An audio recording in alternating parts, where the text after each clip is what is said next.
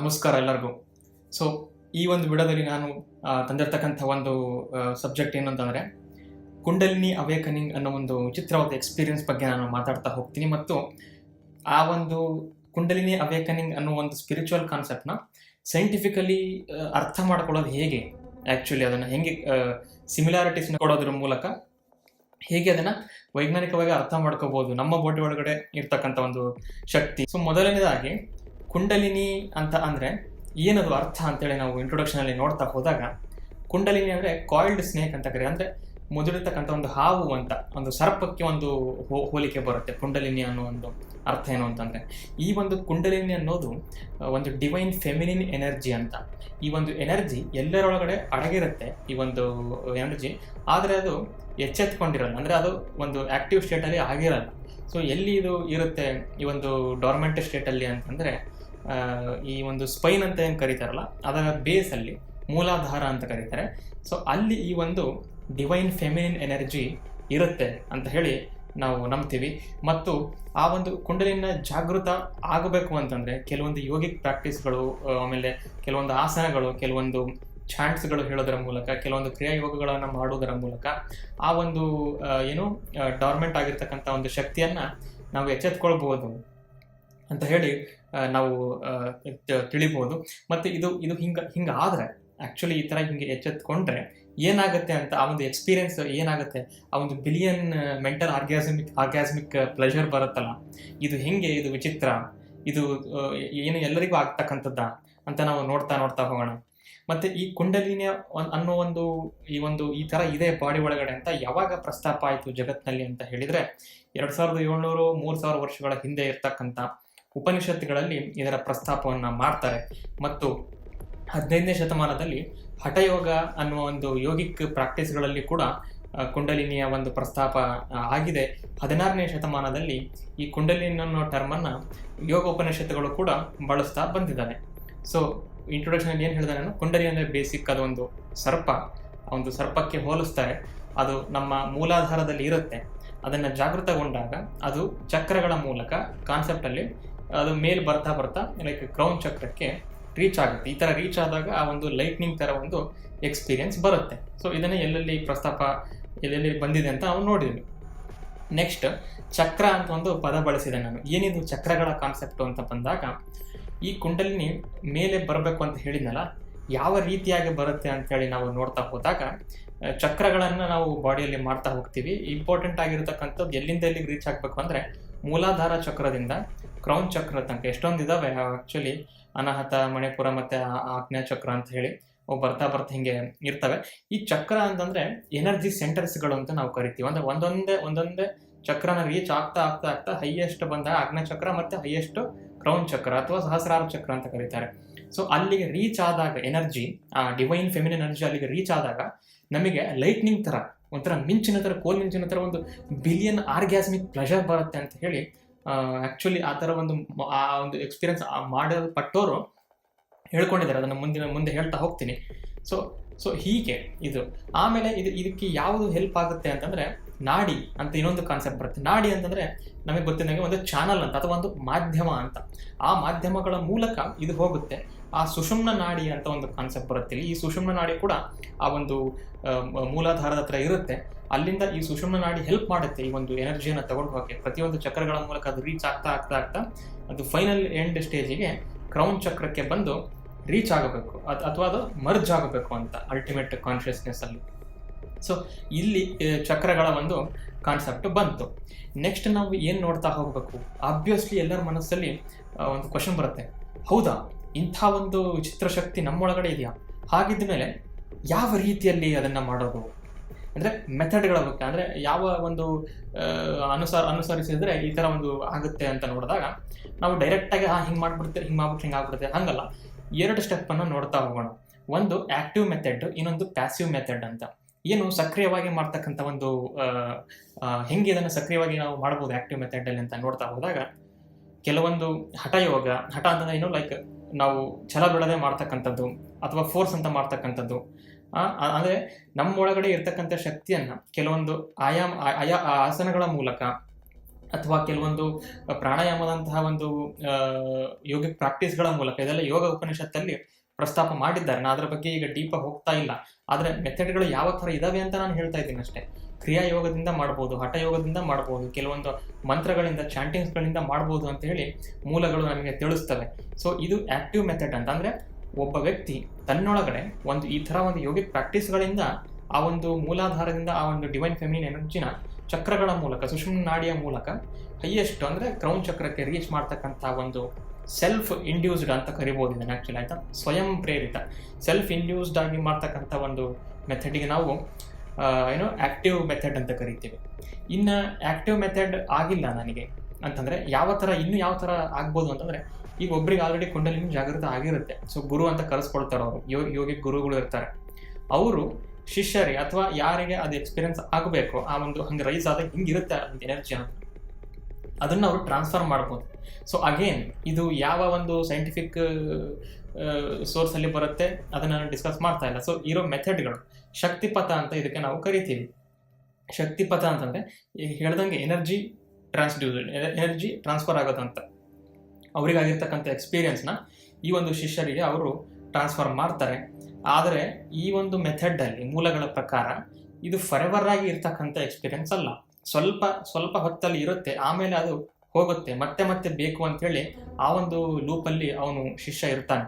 ಅಂದರೆ ಇದು complete permanent ಅಲ್ಲ ಅಂತ ಹೇಳಿ ಗೊತ್ತಾಗುತ್ತೆ. ಸೊ ಈ ಥರ ಆಕ್ಟಿವ್ ಮತ್ತು ಪ್ಯಾಸಿವ್ ಅಂತ ಎರಡು ವಿಧಗಳು ಬರ್ತವೆ. ಮತ್ತು ಸಂಸ್ಕೃತದಲ್ಲಿ ಅಮೃತ ಅಂತ ಒಂದು ಪದವನ್ನು ಬರುತ್ತೆ. ಅಮೃತ ಅಂತಂದರೆ ನಮಗೆ ಗೊತ್ತಿದ್ದಂಗೆ ನಮ್ಮನ್ನು ಫರೆವರ್ ಆಗಿ ಸಾವೇ ಇಲ್ಲದಂತೆ ಒಂದು ಈ ರಾಕ್ಷಸರ ಮತ್ತು ಸುರರ ಒಂದು ಇದರಲ್ಲಿ ಕಾಳಗದಲ್ಲಿ ಅಮೃತ ಬಂತು ಅಂತ ಕೇಳ್ತೀವಲ್ಲ. ಸೊ ಈ ಥರ ಆಕ್ಟಿವ್ ಆಗಿ ಮಾಡ್ತಕ್ಕಂಥ ವ್ಯಕ್ತಿಗೆ ಅಥವಾ ಕುಂಡಲಿನಿ ಜಾಗೃತ ಆಗಿರ್ತಕ್ಕಂಥ ವ್ಯಕ್ತಿಗೆ ಅಮೃತ ಅನ್ನೋದು ತಲೆ ಇರ್ತಕ್ಕಂಥ ಅಮೃತ ಎಲ್ಲ ಕಡೆ ಬಾಡಿಯಲ್ಲಿ ಸ್ಪ್ರೆಡ್ ಆಗಿರುತ್ತೆ. ಅಂದರೆ ಎಲೆಕ್ಸರ್ ಆಫ್ ಇಮ್ಮೋರ್ಟಾಲಿಟಿ, ಆ ಒಂದು ಶಕ್ತಿ, ಆ ಒಂದು ಎಲ್ಲವನ್ನು ಮಾಡ್ತಕ್ಕಂಥ ಶಕ್ತಿ, ಹೈಯರ್ ಕಾನ್ಷಿಯಸ್ನೆಸ್ಗೆ ರೈಸ್ ಆಗ್ತಕ್ಕಂಥ ಒಂದು ಶಕ್ತಿ ಎಲ್ಲ ಕಡೆ ಹರಡಿರುತ್ತೆ ಅಮೃತ ಎಲ್ಲ ಇದಾದವರಿಗೆ, ಕುಂಡಲಿನಿ ಜಾಗೃತ ಆದವರಿಗೆ. ಆಮೇಲೆ ಆಗದೆ ಇರೋರಿಗೆ ಅಮೃತ ಅಲ್ಲೇ ಇರುತ್ತೆ, ಅದೆಲ್ಲೂ ಹೋಗೋದಿಲ್ಲ. ಆಮೇಲೆ ಕುಂಡಲಿನಿ ಅದು ಅದೇ ಸರ್ಪ ಇವತ್ತಿಗೂ ಮಲಗಿರೋ ಸ್ಥಿತಿ ಅಥವಾ ಡಾರ್ಮೆಂಟ್ ಸ್ಥಿತಿಯಲ್ಲೇ ಇರ್ತಾ ಹೋಗುತ್ತೆ. ಸೊ ಈ ಥರ ಯಾವ ಯೋಗಿಕ್ ಪ್ರಾಕ್ಟೀಸ್ಗಳಲ್ಲಿ ಯಾವ ಮೆಥಡ್ಗಳಲ್ಲಿ ಕುಂಡಲಿನಿ ನಾವು ಇದನ್ನು ಮಾಡ್ಬೋದು ಅಂತ ನಾವು ನೋಡಿದ್ವಿ. ಸೊ ಈಗ ಒಂದು ಇಂಪಾರ್ಟೆಂಟ್ ಸ್ಟೆಪ್ಪಿಗೆ ನಾನು ಬರ್ತಾ ಇದ್ದೀನಿ. ಈ ಕುಂಡಲಿನಿ ಅನ್ನುವ ಒಂದು ಸ್ಪಿರಿಚುವಲ್ ಮೆಥಡ್ ಇದು, ಆಯಿತಾ. ಇದು ಸೈನ್ಸ್ ಅಂತೇಳಿ ನಾವು ಕರೆಕ್ಟಾಗಿ ಒಪ್ಪೋದಿಲ್ಲ. ಸೈಂಟಿಸ್ಟ್ಗಳು ಯಾವುದನ್ನ ಕೇಳಿದಕ್ಕೆ ಸೂಡೋ ಸೈನ್ಸ್ ಅಂತ ನಾವು ಕರಿತೀವಿ. ಅಂದರೆ ಆ್ಯಕ್ಚುಲ್ ಆಗಿ ಇದನ್ನು ಹಿಂಗೆ ಮಾಡಿದ್ರೆ ಹಿಂಗಾಗುತ್ತೆ ಅಂತ ಪದೇ ಹೇಳೋಕ್ಕಾಗಲ್ಲ. ಯಾಕಂದರೆ ಇದು ಕಂಪ್ಲೀಟ್ ಸಬ್ಜೆಕ್ಟಿವ್ ಎಕ್ಸ್ಪೀರಿಯನ್ಸ್ ಆಗಿರೋದ್ರಿಂದ ಕೆಲವೊಬ್ಬ ನ್ಯೂರೋಲಜಿಸ್ಟ್ಗಳು, ಕೆಲವೊಬ್ಬ ನ್ಯೂರೋ ಸೈನ್ಸಿನ ಪ್ರೊಫೆಸರ್ಗಳು, ಅದರಲ್ಲಿ PhD ಮಾಡತಕ್ಕಂಥವ್ರು, ಮೇರ್ಜರಿ ವುಲಕಾಟ್ ಅಂತ ಕೆಲವೊಬ್ಬ, ಆಮೇಲೆ ಬಾನಿ ಗ್ರೀನ್ವೆಲ್ ಅಂತ ಕೆಲವೊಬ್ಬರು ಬಹಳ ಫೇಮಸ್ ಆಗಿರ್ತಕ್ಕಂಥ ಒಬ್ಬರು ಆ ಒಂದು ಫೀಲ್ಡಲ್ಲಿ ಇರ್ತಕ್ಕಂಥವ್ರು ಇದರ ಬಗ್ಗೆ ಮಾಡಿದ್ದಾರೆ. 20ನೇ ಶತಮಾನದ ಯೋಗಿ ಮತ್ತು ಮಿಸ್ಟಿಕ್ ಆದಂತಹ ಗೋಪಿಕೃಷ್ಣ ಅವರು ಯಾವ ಥರ ಈ ಒಂದು ಕುಂಡಲಿನಿ ಬಗ್ಗೆ ಹೇಳಿದ್ದಾರೆ, ಈ ಒಂದು ಶಕ್ತಿ ಯಾವ ಥರ ಇರುತ್ತೆ ಅಂತ ಹೇಳಿ ನೋಡ್ತಾ ಹೋಗೋಣ. ಪ್ರಾಚೀನ ಬರಹಗಾರರು ಹೇಳಿದಂತೆ ಇದೊಂದು ಸ್ಥೂಲಕಾಯ, ಇಡೀ ಬ್ರಹ್ಮಾಂಡ ಮತ್ತು ಸೂಕ್ಷ್ಮ ರೂಪ, ಮಾನವ ದೇಹ ಎರಡರಲ್ಲೂ ಹರಡಿರುವ ಪ್ರಮುಖ ಶಕ್ತಿ ಅಥವಾ ಪ್ರಾಣವು ಭೂಮಿಯ ಜೀವನದ ವಿದ್ಯಮಾನಗಳಿಗೆ ಮತ್ತು ಬ್ರಹ್ಮಾಂಡದ ಇತರ ಗ್ರಹಗಳಲ್ಲಿನ ಜೀವನಕ್ಕೆ ಕಾರಣವಾದ ಜೀವಶಕ್ತಿಯಾಗಿದೆ. ಅದರ ಸಾರ್ವತ್ರಿಕ ಅಂಶದಲ್ಲಿ ಪ್ರಾಣವು ಅಪ್ರಸ್ತುತವಾಗಿದೆ. ಆದರೆ ಮಾನವ ದೇಹದಲ್ಲಿ ಪ್ರಾಣವು ಉತ್ತಮವಾದ ಜೀವರಸಾಯನಿಕ ಅಂದರೆ ಬಯೋಕೆಮಿಕಲ್ ವಸ್ತುವನ್ನು ಸೃಷ್ಟಿಸುತ್ತದೆ, ಪ್ರೋಟೀನು ಆ ಥರ. ಅದು ಇಡೀ ಜೀವಿಯಲ್ಲಿ ಕಾರ್ಯನಿರ್ವಹಿಸುತ್ತದೆ ಮತ್ತು ನರಮಂಡಲದಲ್ಲಿ ಮತ್ತು ಮೆದುಳಿನಲ್ಲಿ ಚಟುವಟಿಕೆಯ ಮುಖ್ಯ ಪ್ರತಿನಿಧಿಯಾಗಿದೆ, ಆಯಿತಾ. ಅಂದರೆ ಬ್ರೈನ್ ಹೇಗೆ ಫಂಕ್ಷನ್ ಆಗಬೇಕು ಅನ್ನೋದಕ್ಕೆ ಈ ಪ್ರಾಣ ಇದ್ರೇ ಬ್ರೈನ್ ಫಂಕ್ಷನ್ ಆಗುತ್ತೆ ಅಂತ ಇವ್ರು ಹೇಳ್ತಾ ಹೋಗ್ತಾರೆ. ಮೆದುಳು ಕೇವಲ ಪ್ರಾಣದಿಂದಲೇ ಜೀವಂತವಾಗಿದೆ.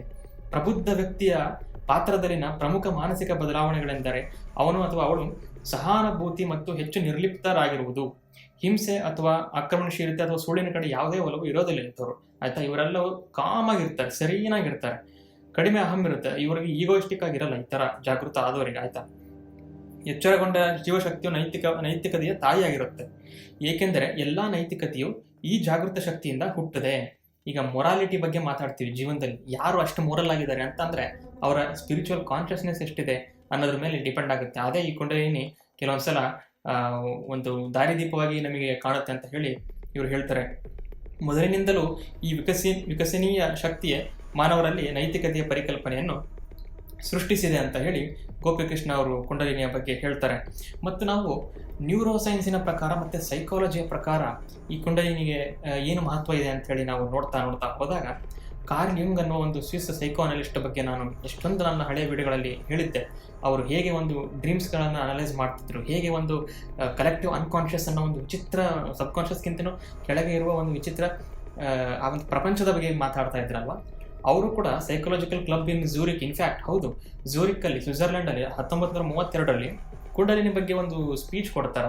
ಅವ್ರ ಬುಕ್ಕಲ್ಲೆಲ್ಲ ಬರೀತಾರೆ ಈ ಕುಂಡಲಿನಿ ಹೆಂಗೆ ಹೋಲಿಸ್ತಾರೆ ಅಂತಂದರೆ, ಹಿಂದೂಯಿಸಮಲ್ಲಿ ಶಕ್ತಿ ಒಂದು ಹೈಯರ್ ಕಾನ್ಷಿಯಸ್ನೆಸ್ಗೆ ಬರ್ತಕ್ಕಂಥದ್ದು, ಮೂಲಾಧಾರದಿಂದ ಕ್ರೌನ್ ಚಕ್ರ ತನಕ. ಬಟ್ ಇವರು ಸೈಕಾಲಜಿಗೆ ಇಂಡಿವಿಜುವೇಷನ್ ಅಂತ ಒಂದು ಪದವನ್ನು ಕರೀತಾರೆ. ಏನಪ್ಪ ಇದು ಇಂಡಿವಿಜುವೇಷನ್ ಅಂತಂದರೆ, ಒಬ್ಬನು ತನ್ನಿಂದ ಒಂದು ಅಥವಾ ಒಂದು ವಿದ್ಯಮಾನ ಹೇಗೆ ಡಿಫ್ರೆಂಟ್ ಆಗಿದೆ ಅಂತೇಳಿ ಈ ಸಬ್ಕಾನ್ಷಿಯಸ್ಲಿ ಕಂಡು ಹಿಡಿತಾ ಒಂದು ಮಗು ಇರ್ಬೋದು, ಸಣ್ಣ ಮಗು ಹೆಂಗೆ ಬೆಳೆಯುತ್ತೆ ಅಂತ ನೋಡು, ಇದು ನಾನು, ಇದು ನನ್ನ ನೇಚರು, ಇದು ನನ್ನ ಕ್ವಾಲಿಟಿ, ಇವರು ನನ್ನಿಂದ ಸ್ವಲ್ಪ ಬೇರೆ ಇದ್ದಾರೆ, ಇದೊಂದು ಈಗೋ ಅಲ್ಲ, ಇದಕ್ಕೆ ಇಂಡಿವಿಜುವೇಷನ್ ಅಂತ ಕರೀತಾರೆ.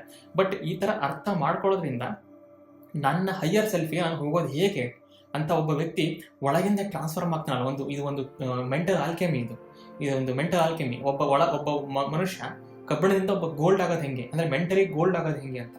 ಸೊ ಈ ಥರ ಒಂದು ಹೈಯರ್ ಕಾನ್ಷಿಯಸ್ನೆಸ್ಸಿಗೆ ಫೇಮಸ್ ಸೈಂಟಿಫಿಕ್ ಎವಿಡೆನ್ಸ್ಗಳನ್ನು ಮಾತಾಡ್ತಕ್ಕಂಥ ಸೈಕಾಲಜಿಸ್ಟ್ ಆದ ಕಾರ್ಲ್ ಯುಂಗ್ ಅವರು ಕುಂಡಲಿನಿ ಬಗ್ಗೆ ಹೇಳಿದ್ರು ಅನ್ನೋದು ಒಂದು ವಿಚಿತ್ರಕರವಾದ ಒಂದು ಸಿದ್ಧಾಂತ. ಮತ್ತು ನಾವು ಬಾನಿ ಗ್ರೀನ್ವೆಲ್ ಮತ್ತು ಮೆರ್ಜರಿ ಉಲ್ಕಾಟ್ ಅನ್ನೋವರ ಒಂದು PhD ಒಂದು ಆ ಪೇಪರನ್ನು ಓದ್ತಾ ಹೋದಾಗ ಅವರು ಸುಮ್ಮನೆ ಹಿಂಗೆ ಹೇಳಿದೆ, ಈ ಥರ ಹಿಂಗಿದೆ ಹಿಂಗಂತೆ ಅಂತೇಳಿ. ಬಟ್ ಅವರು ಸೈಂಟಿಫಿಕ್ ಆಗಿ ನೋಡೋಕೆ ಹೋಗ್ತಾರೆ, ಯಾಕಂದರೆ ಇವರು ನ್ಯೂರಾಲಜಿಸ್ಟ್ಗಳು ಅಥವಾ ನ್ಯೂರೋ ಸೈನ್ಸನ್ನು ಅಧ್ಯಯನ ಮಾಡ್ತಕ್ಕಂಥವ್ರು. ಸೊ ಇವರು ಯಾವ ಥರ ಮಾಡಿದ್ದಾರೆ ಅಂಥೇಳಿ ನಾವು ನೋಡುವಾಗ ಈ ಟೇಬಲಲ್ಲಿ ನಾವು ನೋಡ್ತಾ ಹೋಗ್ಬೋದು. ಅವರು ಕೆಲವೊಂದು ಜನರನ್ನ ಸರ್ವೆ ಮಾಡಿರ್ತಾರೆ, ಯಾವತ್ತವ್ರ ಎಕ್ಸ್ಪೀರಿಯನ್ಸ್ ಆಗಿದೆ ಅಂತ. For example, unusual flows of energy through around the body. ಏನೋ ಬಾಡಿಯಲ್ಲಿ ವಿಚಿತ್ರ ಒಂದು ಹುಳ ಬೆಟ್ಟ ಆಗುತ್ತೆ ಅಂತೆಲ್ಲ ವಿಚಿತ್ರವಾಗಿ ಹಿಂಗೆ ಸ್ಪೈನಲ್ಲಿ ಏನೋ ಒಂದು ಶಕ್ತಿ ಬರ್ತಿರೋದು, ಆ ಥರ ನೋಡಿ 85% ಜನರಿಗೆ ಇದು ಈ ಥರ ಆಗಿರೋದು ಕಂಡು ಬಂದಿದೆ. ಮತ್ತು ಅವ್ರು ಆಂಗ್ಲದಲ್ಲಿ ಹೇಳ್ತಾರೆ, I noticed energy tickling its way all along the spine moving and coursing through everywhere in my body ಅಂತ. ಅಂದರೆ ಈ ಸೆನ್ಸೇಷನ್ ಹೆಂಗಿರುತ್ತೆ ಈ ಸೆನ್ಸೇಷನ್ ಅಂತ, ಬರೀ ಏನೋ ಮೂವ್ ಆಗ್ತಿರೋದಲ್ಲ ನೋಡಿ. Especially pleasant in head and scalp, ಇಲ್ಲಿ ತಲೆಯ ಭಾಗದಲ್ಲಿ ಇಲ್ಲಿ ಲೈಕ್ ಏನೋ ಪ್ಲೆಸೆಂಟ್ ಮೂಮೆಂಟ್, ಪ್ಲೆಸೆಂಟ್ ಒಂದು ಫೀಲಿಂಗ್ ಬರ್ತಕ್ಕಂಥದ್ದು. ಆಮೇಲೆ ನೀವು ನೋಡ್ತಾ ಹೋಗ್ಬೋದು, ಬಾಡಿ ಶೇಕಿಂಗ್ ಆ್ಯಂಡ್ ವೈಬ್ರೇಷನ್ ಎಷ್ಟು ಜನರಿಗೆ ಆಗಿದೆ, 72% ಜನರಿಗೆ ಆಗಿದೆ. After the medication I felt emotional and my body began to shake and vibrate uncontrollably. ಅಂದರೆ ನಮಗೆ ಏನು ಕಂಟ್ರೋಲೇ ಆಗ್ತಕ್ಕಂಥ ಒಂದು ಶೇಕಿಂಗ್ ಆಗುತ್ತೆ. ನೈಟ್ ಸ್ವೆಟ್ಸ್ಗಳು, ರಾತ್ರಿ ಹೊತ್ತು ಸ್ವೆಟ್ ಆದೊಂದು ಎಷ್ಟು ಜನರಿಗೆ ಆಗಿದೆ. ಸ್ಪಾಂಟೇನಿಯಸ್ ಯೋಗಿಕ್ ಬ್ರೀತ್ಗಳು. ಮತ್ತು ಇನ್ನೂ ನಾವು ನೋಡ್ತಾ ಹೋದಾಗ ಇನ್ನು ಡಿಫ್ರೆಂಟ್ ಟೇಬಲಲ್ಲಿ ಇದು ಅವರ PhD ವರ್ಕಲ್ಲಿ ನಾವು ನೋಡಬಹುದು. ಎಲೆಕ್ಟ್ರಿಕ್ ಕರೆಂಟ್ ಥರ ಜಂಪ್ ಆಗ್ತಕ್ಕಂಥದ್ದು. In a medication one of my I felt like I was electrocuted, my feet felt grounded but my body vibrated with power source. ಅಂದರೆ ಎಲೆಕ್ಟ್ರಿಕ್ಯೂಷನ್ ಮಾಡಿದಾಗ ಒಬ್ಬರಿಗೆ ಚೇರಲ್ಲಿ ಹಾಕ್ಬಿಟ್ಟು ನಿಂಗೆ ಎಲೆಕ್ಟ್ರಿಸಿಟಿ ಕೊಟ್ಟಾಗ ಹೆಂಗೆ ಆಗುತ್ತಲ್ಲ, ಬಾಡಿ ಎಲ್ಲ ಫುಲ್ ಶೇಕ್ ಆಗೋದು. ಅಂದರೆ ಆರ್ಗ್ಯಾಸ್ಮಿಕ್ ಫೀಲಿಂಗ್ಸು, ಒಂಥರ ಫಿಸಿಕಲ್ ಮ್ಯಾಸ್ಟರ್ಬೇಷನ್ ಅಥವಾ ಒಂದು ಸೆಕ್ಸಲ್ಲಿ ಅಷ್ಟೊಂದು ಆರ್ಗ್ಯಾಸ್ಮಿಕ್ ಫೀಲಿಂಗ್ ಇದೆ. ಬಟ್ ವಿತೌಟ್ ಆ ಒಂದು ಲೈಂಗಿಕ ಅಥವಾ ಮ್ಯಾಸ್ಟರ್ಬೇಷನ್ ಮಾಡದೆ ಈ ಥರ ಒಂದು ಫೀಲಿಂಗ್ ಆಗಿದೆ. My body felt like it exploded 1000 ಆರ್ಗ್ಯಾಸಮ್ಸ್. 1000 ಆರ್ಗ್ಯಾಸಮ್ಸ್ ಅನ್ನೋದು ಅದು ಬಾಡಿಯಿಂದನೇ ತಡ್ಕೊಳಕ್ಕಾಗಲ್ಲ. ಒಂದು ಬಾಡಿಗೆ ಆ ಥರ ಒಂದು ತಡ್ಕೊಳಕ್ಕಾಗಲ್ಲ. ಇನ್ನು 1000 ಟೈಮ್ಸ್ ಆ ಥರ ಒಂದು ಸುಖ ಬಂತು ಅಂದರೆ ಅದನ್ನು ಹೇಗೆ ತಡ್ಕೊಳ್ಳೋದು? ಲೂಮಿನಾಸಿಟಿ ಗ್ಲೋಯಿಂಗ್ ಅಂದರೆ ಬೆಳಕುಗಳು ಕಂಡಂಥ ಅನುಭವ, ಏನೋ ಒಂದು ಲೈಟ್ನಿಂಗ್ ಹೊಡೆದಂಥ ಅನುಭವ. ಒಟ್ಟಿನಲ್ಲಿ ನಾವು ಇದರಿಂದ ಏನು ಅರ್ಥ ಮಾಡ್ಕೋಬೋದು ಈ ಒಂದು ಎಕ್ಸ್ಪೀರಿಯನ್ಸ್ಗಳಿಂದ ಅಂತಂದರೆ, ಕುಂಡಲಿನಿ ಅನ್ನೋದು ಒಬ್ಬೊಬ್ರಿಗೆ ಒಂದೊಂದು ಥರ ಆಗುತ್ತೆ ಅಂತ ಹೇಳಿ ಈ ಥರ ಒಂದು ಸ್ಟಡಿಗಳು ಹೇಳ್ತಾ ಹೋಗ್ತವೆ. ಒಬ್ಬರಿಗೆ ಲೈಟ್ನಿಂಗ್ ಹೊಡೆದಂಥ ಅನುಭವ ಆದರೆ ಇನ್ನೊಬ್ಬರಿಗೆ ಆರ್ಗ್ಯಾಸಮ್ ಆದಂಥ ಅನುಭವ. ಅಂದರೆ ಇದು ಒಂದು ಎಷ್ಟು ಸಬ್ಜೆಕ್ಟಿವ್ ವಿಚಾರ, ತುಂಬ ರೇರ್ ಅಂತ ಹೇಳ್ತಾರೆ ಕುಂಡಲಿನಿ ಆಗೋದು, ಬಟ್ ಇದು ಎಷ್ಟು ಸಬ್ಜೆಕ್ಟಿವ್ ವಿಚಾರ ಅನ್ನೋದು ನಮಗೆ ಕಂಡು ಬರ್ತಾ ಹೋಗುತ್ತೆ. ಮತ್ತು ಇದನ್ನು ಯಾವ ಥರ ನಾವು ಎಲೆಕ್ಟ್ರೋಮ್ಯಾಗ್ನೆಟಿಸಮಲ್ಲಿ ಅಪ್ಲೈ ಮಾಡ್ಬೋದು ಅಂತ ನೋಡ್ತಾ ಹೋದಾಗ, ವಿದ್ಯುತ್ ಕಾಂತೀಯತೆ ಅಂತ ಕರಿತೀವಲ್ಲ, ಎಲೆಕ್ಟ್ರಿಸಿಟಿ ಮತ್ತು ಮ್ಯಾಗ್ನೆಟಿಸಮ್ ಅಂತ ಯಾವ ರೀತಿಯಲ್ಲಿ ನಾವು ಅಪ್ಲೈ ಮಾಡ್ಬೋದು ಅಂತ ನೋಡಿದಾಗ, ನಾವು ಏನು ಕರಿತೀವಿ, ಈ ಕಂಡಕ್ಷನ್ ಮತ್ತು ಇಂಡಕ್ಷನ್ ಅಂತ ಎರಡರ ಬಗ್ಗೆ ಹೇಳ್ತೇನೆ. ಏನಿದು ಕಂಡಕ್ಷನ್ ಇಂಡಕ್ಷನ್ ಅಂತಂದರೆ, ಒಂದು ಚಾರ್ಜ್ಡ್ ಬಾಡಿ ಇರುತ್ತೆ, ಫುಲ್ ನೆಗೆಟಿವ್ ಚಾರ್ಜ್ ಆಯಿತಾ, ಇನ್ನೊಂದು ನ್ಯೂಟ್ರಲ್. ಈಗ ಕಂಡಕ್ಷನ್ ಅಂತಂದರೆ, ಈಗ ಮನೆಯಲ್ಲೆಲ್ಲ ಕರೆಂಟ್ ಇರುತ್ತೆ, ಕರೆಂಟಲ್ಲಿ ವಯರಲ್ಲಿ ಕರೆಂಟ್ ಹರಿಯುತ್ತೆ ಅಂತ ನಾವು ಹೇಳ್ತೀವಿ ಆಯಿತಾ, ಕರೆಂಟಲ್ಲೇ ಹರಿಯೋದು. ಸೊ ಈ ಒಂದು ಚಾರ್ಜ್ಡ್ ಬಾಡಿನ ಇನ್ನೊಂದು ಅನ್ಚಾರ್ಜ್ಡ್ ಬಾಡಿಗೆ ಹಿಂಗೆ ವೈರ್ನ ಕಾಂಟ್ಯಾಕ್ಟ್ ಮಾಡಿದ್ರೆ, ಡೈರೆಕ್ಟ್ ಕಾಂಟ್ಯಾಕ್ಟ್ ಮಾಡಿದ್ರೆ, ಫಿಸಿಕಲ್ ಕಾಂಟ್ಯಾಕ್ಟ್ ಮಾಡಿದ್ರೆ ಕಂಡಕ್ಷನ್ ಅಂತ ಕರೀತಾರೆ. ಕಂಡಕ್ಷನ್ ಅಂತಂದ್ರೆ ಒಂದು ನೆಗೆಟಿವ್ ಅಲ್ಲಿ ಇರ್ತಕ್ಕಂಥ ಹೈಯೆಸ್ಟ್ ಚಾರ್ಜು ಇದರ ಮೂಲಕ ಈ ಕಡೆ ಎಲ್ಲ ಚಾರ್ಜ್ ಇರುತ್ತಲ್ಲ, ಚಾರ್ಜ್ ಎಲ್ಲ ಹರಿದು ಈ ಕಡೆ ಮೂಲಕ ಬಂದು ಈ ಒಂದು ಬಾಡಿಯಲ್ಲಿ ಸೇರ್ಕೊಳ್ಳೋದು. ಅಂದ್ರೆ ಇಲ್ಲಿ ಲೂಸ್ ಆಗುತ್ತೆ ಚಾರ್ಜು, ಇಲ್ಲಿ ಗೇನ್ ಆಗುತ್ತೆ ಅಂತ. ಬಟ್ ಇಂಡಕ್ಷನ್ ಅಂತ ಇನ್ನೊಂದಿದೆ. ಇಂಡಕ್ಷನ್ ಅಂತಂದಾಗ ಎರಡನ್ನು ಟಚ್ ಮಾಡಲ್ಲ ನಾವು, ವೈರಿಂದ ಫಿಸಿಕಲ್ ಟಚ್ ಆಗಲ್ಲ, ಎರಡು ಹಿಂಗೆ ಸೈಡಿಗೆ ಇರ್ತವೆ, ಇಲ್ಲೊಂದಿರುತ್ತೆ. ಬಟ್ ಇಲ್ಲಿರ್ತಕ್ಕಂತಹ ಒಂದು ಚಾರ್ಜ್ ಇರುತ್ತಲ್ಲ, ಇಲ್ಲಿ ಸುತ್ತಮುತ್ತ ಮ್ಯಾಗ್ನೆಟಿಕ್ ಫೀಲ್ಡ್ ಕ್ರಿಯೇಟ್ ಆಗುತ್ತೆ. ಎವ್ರಿ ಒಂದು ಚಾರ್ಜ್ನ ಸುತ್ತ ಮ್ಯಾಗ್ನೆಟಿಕ್ ಫೀಲ್ಡ್ ಕ್ರಿಯೇಟ್ ಆಗುತ್ತೆ.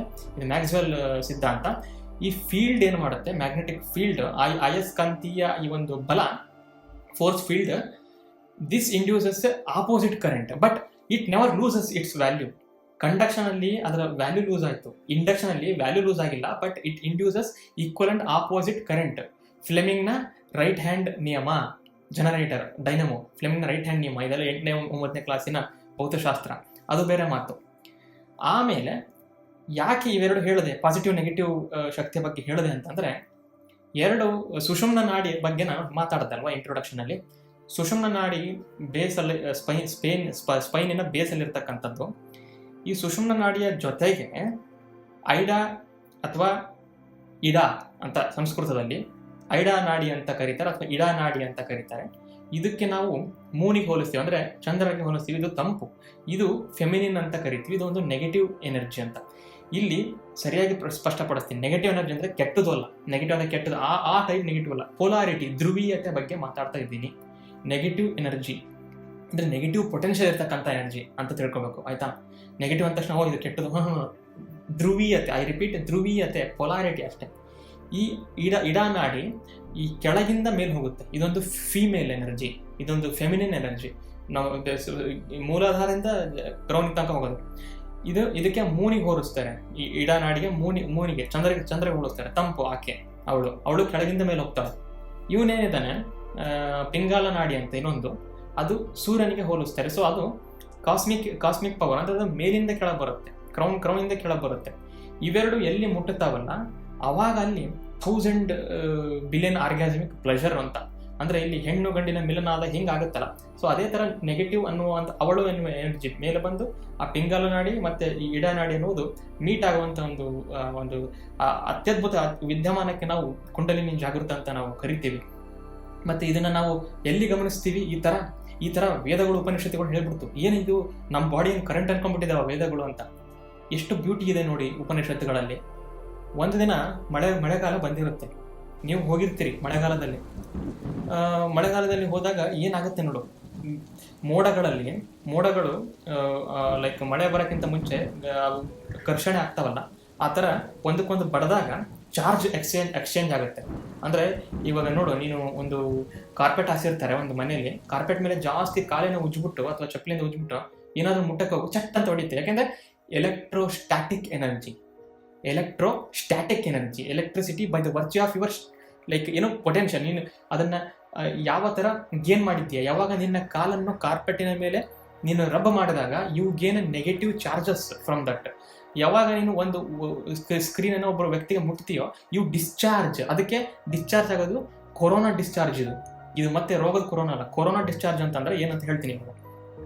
ಮೋಡಗಳಲ್ಲಿ ಆ ಥರ ಡಿಕ್ಕಿ ಹೊಡೆದು ಮೋಡದ ಮೇಲೆಲ್ಲ ಪಾಸಿಟಿವ್ ಚಾರ್ಜ್ ಉಂಟಾಗಿ, ಇದು ಸೇಮ್ ಇದು ಕಾರ್ಪೆಟ್ ಉಜ್ಜಿದಂಗೆ ಮೋಡಗಳು ಉಜ್ಜಿಸ್ತಾವಲ್ಲಿ, ಮೇಲೆ ಪಾಸಿಟಿವ್ ಚಾರ್ಜ್ ಉಂಟಾಗಿ ಕೆಳಗಡೆ ನೆಗೆಟಿವ್ ಚಾರ್ಜ್ ಉಂಟಾಗುತ್ತೆ. ಮೋಡಗಳಲ್ಲೇ ನಾನು ಹೇಳ್ತಿರೋದು, ಮೋಡಗಳಲ್ಲೇ ಮೇಲೆ ಕೆಳಗಡೆ ಹೈಯರ್ ಈ ಪಾಸಿಟಿವ್ ಚಾರ್ಜ್ ಎಲ್ಲ ಮೇಲೆ ಹೋಗುತ್ತೆ, ನೆಗೆಟಿವ್ ಚಾರ್ಜ್ ಎಲ್ಲ ಕೆಳಗೆ ಬಂದ್ಬಿಡುತ್ತೆ. ಸೊ ಅಲ್ಲಿ ಒಂದು ಎಲೆಕ್ಟ್ರಿಕ್ ಫೀಲ್ಡ್ ಕ್ರಿಯೇಟ್ ಆಯಿತು, ಆಯ್ತಾ? ಈಗ ಭೂಮಿ ಮೇಲೆಲ್ಲ ಇರ್ತಕ್ಕಂಥ ಪಾಸಿಟಿವ್ ಚಾರ್ಜು ಮೋಡಗಳಿರ್ತಕ್ಕಂಥ ನೆಗೆಟಿವ್ ಚಾರ್ಜ್ನ ಎಳ್ಕೊಳ್ಳುತ್ತೆ. ಅವಾಗ ಆ ಎಳ್ಕೊಳ್ಳೋದು ಹೆಂಗೆ ಎಳ್ಕೋಬೇಕು? ಏನು ಅಲ್ಲೇ ವಯರ್ ಹಾಕಿದಾರ? ಇಲ್ಲ, ಗಾಳಿ ಮೂಲಕ ಬರಬೇಕು. ಅಂದರೆ ಗಾಳಿಯಲ್ಲಿ ಗಾಳಿ ಒಂದು ವಾಹಕ ಅಲ್ಲ, ಗಾಳಿ ಕಂಡಕ್ಟರ್ ಅಲ್ಲ. ಭೌತಶಾಸ್ತ್ರದಲ್ಲಿ ಏನಾಗಬೇಕು, ಗಾಳಿಯಲ್ಲಿನ ಮಾಲಿಕ್ಯೂಲ್ಸ್ಗಳನ್ನ, ಎಲೆಕ್ಟ್ರಾನ್ಗಳನ್ನು ಚದುರಿಸಿ ನೀನು ಕಂಡಕ್ಟರ್ ಅಲ್ಲ, ಆದ್ರೂ ನಾನು ನಿನ್ನ ಮೂಲಕ ಹರಿತೀನಿ ಅನ್ನೋ ಒಂದು ಕೊರೋನಾ ಡಿಸ್ಚಾರ್ಜ್, ಅದು ಕೋಲ್ಮಿಂಚಿನಂತೆ ಬರುತ್ತೆ. ಅವಳು ಅನ್ನುವ ಆ ಮೋಡದಲ್ಲಿರುವ ಅವಳು ಅನ್ನೋ ನೆಗೆಟಿವ್ ಎನರ್ಜಿ, ಅವನು ಅನ್ನುವ ಈ ಪಿಂಗಾಲ ನಾಡಿ, ಐಡಾ ನಾಡಿ ಅಂತಂದ್ರೆ ಮೋಡ, ಪಿಂಗಾಲ ನಾಡಿ ಅಂದ್ರೆ ನಮ್ಮ ಭೂಮಿ. ಈ ಮೋಡದಿಂದ ಕೆಳಗೆ ಬರೋ ಅವಳಿಗೆ ನಾವು ಲೀಡರ್ ಅಂತ ಕರಿತೀವಿ. ಈ ಪಿಂಗಾಲ ನಾಡಿ ಅವಳ ಜೊತೆ ಹೋಗುತ್ತಿದೆ, ಅಂದ್ರೆ ಕನೆಕ್ಟ್ ಆಗುತ್ತೆ. ನೀವು ಬರೀ ಸಿಡ್ಲು ಇದು ಮಿಂಚು ಬರುವಾಗ ಬರೀ ಮೇಲಿಂದ ಕೆಳ ಬರ್ತೀವಿ ಅನ್ಕೊಂತೀನಿ. ನೋ, ಸರಿಯಾಗಿ ಅಬ್ಸರ್ವ್ ಮಾಡಿದರೆ ಈ ಈ ಮೇಲಿಂದ ಬರೋದು ಲೀಡರು, ಕೆಳಗಿಂದ ಪಾಸಿಟಿವ್ ಎನರ್ಜಿ ಇರ್ತಾವಲ್ಲ ಅಲ್ಲಿಂದ ಕೂಡ ಮೇಲೆ ಹೋಗುತ್ತೆ. ಅದಕ್ಕೆ ನಾವು ಸ್ಟ್ರೀಮರ್ ಅಂತ ಕರಿತೀವಿ. ಲೀಡರ್ ಅವಳು, ಸ್ಟ್ರೀಮರ್ ಇವನು. ಅವಳು ಮೇಲಿಂದ ಬರ್ತಾಳೆ, ಇವನು ಕೆಳಗಿಂದ ಹೋಗ್ತಾನೆ. ಇಬ್ರು ಎಲ್ಲಿ ಮುಟ್ತಾರೆ ಅವಾಗ ಅಲ್ಲಿ ಒಂದು ಅತ್ಯದ್ಭುತ ಫ್ಲಾಶ್ ಕ್ರಿಯೇಟ್ ಆಗುತ್ತೆ. ಆ ಫ್ಲಾಶ್ಗೆ ನಾವು ಲೈಟ್ನಿಂಗ್ ಅಂತ ಕರಿತೀವಿ. ಮತ್ತು ಈ ಲೈಟ್ನಿಂಗ್ ಆದಾಗ 10,000 ಆಂಪಿಯರ್ 10,000 ಆಂಪಿಯರ್ ಅಷ್ಟು ಕರೆಂಟ್ ಉಂಟಾಗುತ್ತೆ. Unimaginable in physical terms. ಆ ಒಂದು 10,000 ಆಂಪಿಯರ್ ಉಂಟಾದಾಗ ಆಗ್ತಕ್ಕಂಥ ಶಕ್ತಿಯೇ ಕುಂಡಲಿನಿ ಥರ ಒಂದು ನಾವು ಕಂಪೇರ್ ಮಾಡ್ಬೋದು. ಮತ್ತು ಆ ಒಂದು 10,000 10,000 ಆಂಪಿಯರ್ ಅವರಿಬ್ಬರ ಮಿಲನದ ಆ ಒಂದು ಎಫೆಕ್ಟ್ ಏನು ಗೊತ್ತಾ, ಪರಿಣಾಮ ಏನು ಗೊತ್ತಾ, ಶಾಕ್ ವೇವ್. ಈ ಶಾಕ್ ವೇವ್ಗೆ ನಾವು ಕನ್ನಡದಲ್ಲಿ ಗುಡುಗು ಅಂತ ಕರಿತೀವಿ. ಈ ಶಾಕ್ ವೇವ್ಗಳು ಲಾಂಜಿಟ್ಯೂಡಿನಲ್ ವೇವ್ಗಳಾಗಿರ್ತವೆ. ಇವು ಶಬ್ದಗಳ ಮೂಲಕ ಬಂದು ನಮಗೆ ಬಡಿಯುತ್ತವೆ. ಇಂಥ ಒಂದು ಎಲೆಕ್ಟ್ರೋ ಮ್ಯಾಗ್ನೆಟಿಸಮ್ಮು ನೇಚರಲ್ಲೇ ಇರ್ತಕ್ಕಂಥದ್ದು, ನಮ್ಮ ಬಾಡಿ ಒಳಗಡೆ ನಡೀತಕ್ಕಂಥದ್ದು ಅಂತ ತಿಳ್ಕೊಂಡ ಮೇಲೆ ನಮಗೆ ಎಷ್ಟೋ ಒಂದು ಕುತೂಹಲ ಅಂತ ಅನಿಸ್ತಾ ಇದೆ. ಸೊ ಆದ್ದರಿಂದ ಕನ್ಕ್ಲೂಷನ್ ಮತ್ತು ನಾವು ಔಟ್ಲುಕ್ಕಲ್ಲಿ ಏನು ಹೇಳ್ತಿದ್ದೀನಿ ಅಂತಂದರೆ, ಎಲ್ಲರಿಗೂ ಈ ಒಂದು ಕುಂಡಲಿನಿ ಇದು ಅನುಭವ ಆಗಬೇಕು ಅಂತಿರುತ್ತೆ. ಅನುಭವ ಅನ್ನೋದು ಎಲ್ಲರಿಗೂ ಬೇಕಾಗಿರ್ತಕ್ಕಂಥ ಅನುಭವ ಒಂದು ಎಲ್ಲರೂ ಬಯಸ್ತಕ್ಕಂಥದ್ದು ಆಯ್ತಾ. ಆದರೆ ಇದೇ ಕರೆಕ್ಟು, ಅವರಿಗಾಗಿದ್ದೇ ಕರೆಕ್ಟು ಅಂತ ಹೇಳಿ ನಾವು ಜಡ್ಜ್ ಮಾಡೋಕ್ಕಾಗಲ್ಲ. ಯಾಕೆ ಅಂದರೆ ಅನುಭವ ಅನ್ನೋದು ಒಂದು ಸಬ್ಜೆಕ್ಟಿವ್. ನಮ್ಮ ಅನುಭವ ಅನ್ನೋದು ಯಾವತ್ತಿಗೂ ನಮಗೆ ಗ್ರೇಟ್ ಆಗಿರುತ್ತೆ. ಅಂಥದ್ರಲ್ಲಿ ಈ ಒಂದು ಆರ್ಗ್ಯಾಸ್ಮಿಕ್ ಪ್ರೆಷರ್ ಕೊಡ್ತಕ್ಕಂಥ, ಈ ಒಂದು ಲೈಟ್ನಿಂಗ್ ಬರ್ತಕ್ಕಂಥ ಒಂದು ಕುಂಡಲಿನಿ ಅನ್ನೋದು ಒಂದು ಅತ್ಯದ್ಭುತ ಅನುಭವ.